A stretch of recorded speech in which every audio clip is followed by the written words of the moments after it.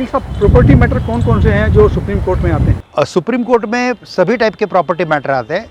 Mainly जो property matter चलते हैं ना, ये जनरली ट्रायल कोर्ट में चलते हैं, यानी कि सिविल कोर्ट में चलते हैं। तो सिविल कोर्ट जूनियर डिवीज़न के बाद सिविल कोर्ट सीनियर डिवीज़न होता है, फिर हाई कोर्ट होता है, फिर सुप्रीम कोर्ट में आते हैं। और कुछ एसडीएम के ऑफिस में, कलेक्टर के ऑफिस में, रेवेन्यू डिपार्टमेंट भी मैटर चलते हैं, वो भी सुप्रीम कोर्ट तक आते हैं। इसलिए सुप्रीम कोर्ट में जब मैटर्स, प्रॉपर्टी मैटर आते हैं ना, उसमें सक्सेशन मैटर्स रहते हैं, इसमें ईजमेंट मैटर्स रहते हैं, इसमें टाइटल डीड्स रहते हैं, इसमें रेंट के मैटर रहते हैं, इसमें एक्विजिशन के मैटर रहते हैं, इसमें स्पेसिफिक परफॉर्मेंस के मैटर होते हैं। ये ऑल टाइप कॉन्ट्रैक्ट एक्ट के मैटर होते हैं, सेल डीड के मैटर होते हैं। ऑल टाइप के प्रॉपर्टी मैटर जो है ये सुप्रीम कोर्ट में आता है। लेकिन सुप्रीम कोर्ट में ये मैटर लाने के लिए नीचे की अपील की जो संख्या रहती है, हमारे देश में 2 अपील तक अलाउड रहता है, 2 अपील कर सकता है। एक स्टैट्यूटरी राइट है 2 अपील का आपका।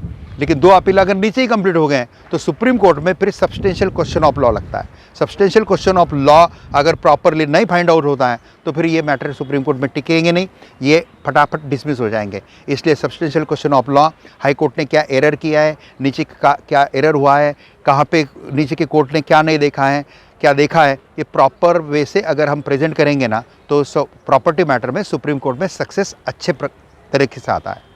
अच्छा, डायरेक्ट मैटर कौन कौन से सुप्रीम कोर्ट में आते हैं जो लोअर कोर्ट में नहीं जाकर डायरेक्ट सुप्रीम कोर्ट में आए? डायरेक्ट सुप्रीम कोर्ट में मैटर जो रहते हैं ना, एक आर्टिकल 131 है उसके लिए कॉन्स्टिट्यूशन का।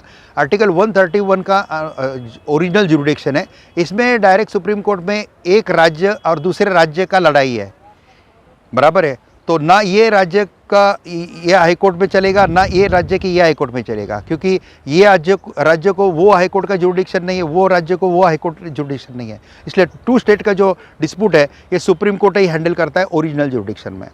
या केंद्र सरकार का और राज्य का कोई झगड़ा है, बराबर है, ये भी सुप्रीम कोर्ट ही डिसाइड करेगा। इसके अलावा आर्टिकल 32 है जो फंडामेंटल राइट इन्फ्रिंजमेंट होते हैं, तो रीट पिटीशन का होता है। लेकिन रीट पिटीशन के लिए ना हाई कोर्ट में पहले जाना चाहिए, फिर सुप्रीम कोर्ट में आना चाहिए, क्योंकि रीट के पावर जो है ना हाई कोर्ट को सुप्रीम कोर्ट से ज़्यादा दिए हुए हैं कॉन्स्टिट्यूशन ने। कॉन्स्टिट्यूशन में आर्टिकल 32 सुप्रीम कोर्ट के रीट पिटीशन के लिए, लेकिन हाई कोर्ट के रीट पिटीशन के लिए आर्टिकल 226 और 227 है। वहाँ पर अगर जाता है तो वहाँ से भी मैटर फटाक से सुप्रीम कोर्ट में आता है। और सुप्रीम कोर्ट में डायरेक्ट भी ला सकते हैं, रीट पिटीशन नहीं, ऐसा नहीं। लेकिन सुप्रीम कोर्ट के जज पूछते हैं कि when other alternative remedy is available, why you have not approached to high court, why you come directly to supreme court? इसका अगर सही जवाब आप नहीं देंगे तो फिर वो हाई कोर्ट को रीडायरेक्ट कर देते हैं, फिर हाई कोर्ट से ही वो सुप्रीम कोर्ट में मैटर आएगा। नहीं, इसमें जवाब है पब्लिक का कि भाई सुप्रीम कोर्ट में जल्दी फैसले होते हैं, निचली कोर्ट में समय लग जाता है, इसलिए डायरेक्ट आ गए। हाँ, वो भी जवाब रहता है। लेकिन क्या होता है, सब लोग अगर सेट ट्रैक करके सुप्रीम कोर्ट में आने लगे तो फिर हमारी जो जुडिशरी सिस्टम है ये कोलैप्स हो जाएगी। इसलिए जनरली एंटरटेन नहीं होता है। प्रॉपर मैटर प्रॉपर सिस्टम से ही आएंगे तो ही यहाँ पे एंटरटेन होता है।